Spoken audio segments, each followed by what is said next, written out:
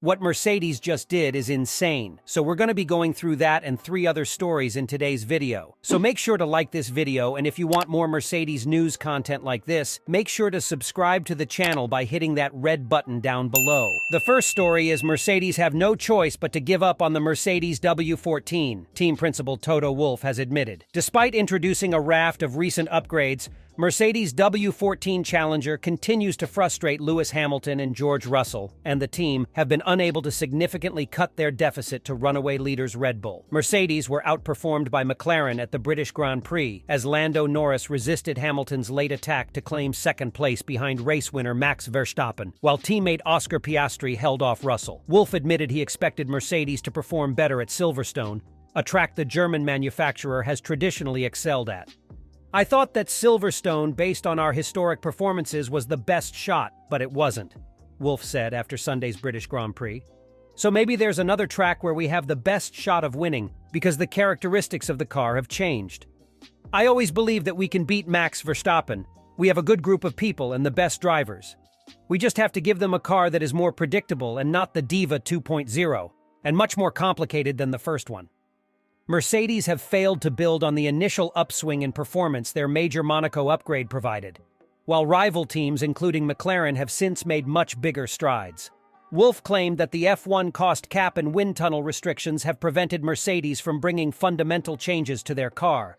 "I think we are restricted by the cost cap and by the relative less amount in wind tunnel and CFD time that McLaren was able to have," he explained.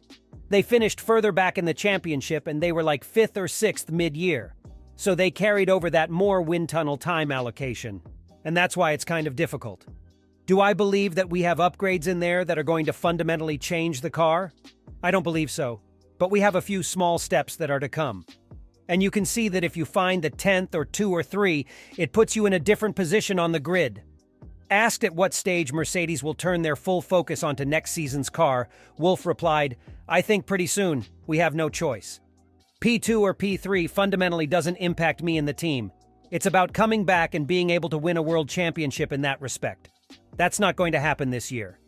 So we need to set our eyes to next year and then, at all the races to come, learn and develop, and make sure that we can carry that forward into next year. But having said that, the regulations are the same. So it's not that you're not learning nothing by continuing this car. It's a balance that we have to strike right." Lewis Hamilton has called for serious conversations at Mercedes after finishing behind McLaren at the British Grand Prix. The Woking-based outfit introduced a major upgrade package for Lando Norris in Austria, and rookie teammate Oscar Piastri benefited from the new parts at Silverstone, where the pair took 2nd and 3rd on the grid. Norris was able to consolidate that position, despite a late race onslaught from Hamilton, who was on softer tires. Piastri would have finished 3rd had it not been for an ill-timed safety car giving Hamilton the chance to make a free pit stop. Mercedes, through team principal Toto Wolff and Hamilton, made reference to the strides made by McLaren since introducing the Red Bull-esque aerodynamic upgrade following qualifying, and after the race pace confirmed the improvement, Hamilton conceded the silver arrows must move forward. "It's definitely been an up-and-down season and in the last year and a half," he told Sky Sports F1. "We have a lot of work to do. I think I know exactly what we need to do, and we need to have some serious conversations about what we're going to do moving forward. The McLaren is proof of the direction that they've gone. It was impressive how quick they were in high speed. We have strengths in our car, long runs are great. As soon as we get the rear end they have, we're going to be on our way. That's what we have got to fight for." George Russell, Hamilton's teammate, had a really great long stint on the soft tire. I did also on the medium. We have got to hold on to the good bits and just add on some other stuff. The second story is Mercedes make a bold claim about Red Bull at Silverstone.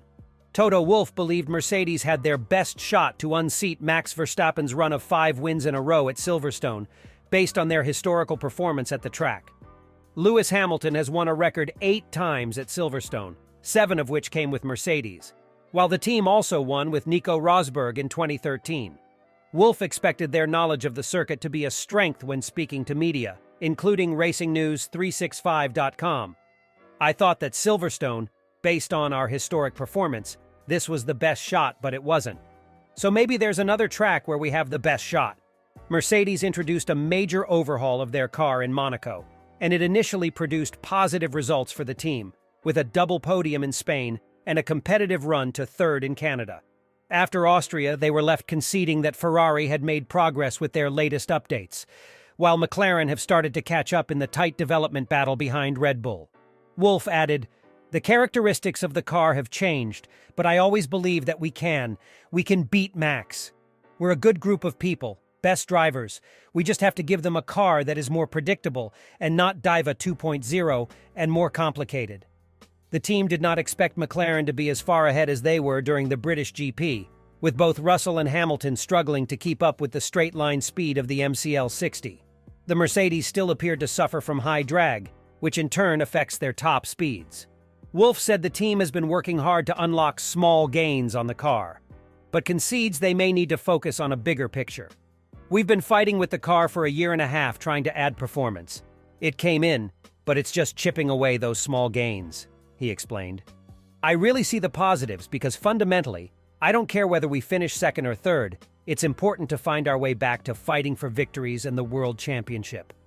While podiums are really happy for us, to see that the car has potential, fundamentally all sights are on the big prize, and that's why it's exciting to see that McLaren was able to find a second of performance." Mercedes team boss Toto Wolff thought they would eat McLaren up at the end of the British Grand Prix.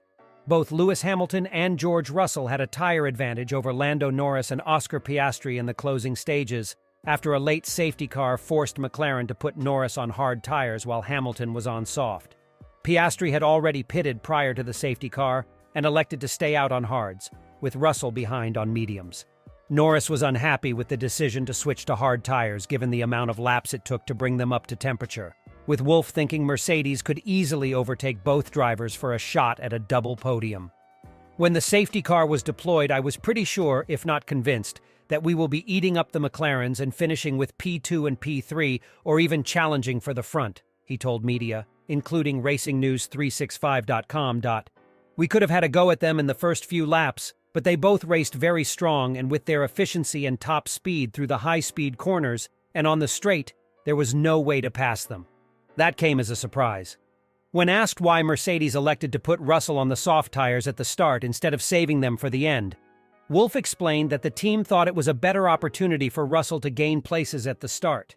"We wanted to have an offset between the two drivers, and the soft tire provides a good getaway at the start," he said. "It was very resilient on Friday in the long runs, and it was even more in the race pace. So we were surprised to see how long it was going." Despite the podium with Hamilton, it was clear Mercedes still lacked the pace to get it on merit.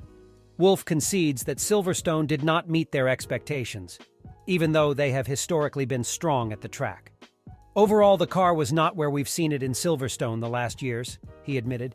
"That was the track that we were really dominant and strong, but the high speed was not good at all compared to our direct competitors.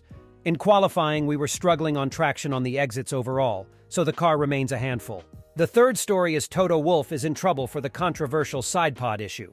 The sidepod design on the Mercedes F1 car has been a talking point all year, and after McLaren's sudden rise, it is back in the spotlight. From nowhere, McLaren were faster than everyone except Red Bull in qualifying for the F1 British Grand Prix, then backed it up with Lando Norris finishing second. Their upgraded MCL 60 was likened to a Red Bull by Lewis Hamilton and Toto Wolff. It is a different concept to the one that Mercedes threw their weight behind at the beginning of the year, and Wolff has again been questioned if his team will follow suit and use the same design that works so well for their rivals. "We had the sidepod concept and the bodywork in the tunnel very early on already to see which avenues it would open up," the Mercedes team principal said, "and how much it would add to performance, and the relative loss of downforce, the way we measure it, was substantial. So it's not something we wanted to follow up earlier in the year. Will we change our design direction? I think we have a great group of aerodynamicists, led by James Allison, and I'm sure it will be a consideration seeing the step McLaren did. The side pods and the bodywork are just one part of the chassis, and clearly it looks like there are interesting solutions that open up. But most of the performance comes from the floor and the diffuser, and we haven't seen how they've interpreted the regulations and how they've done it.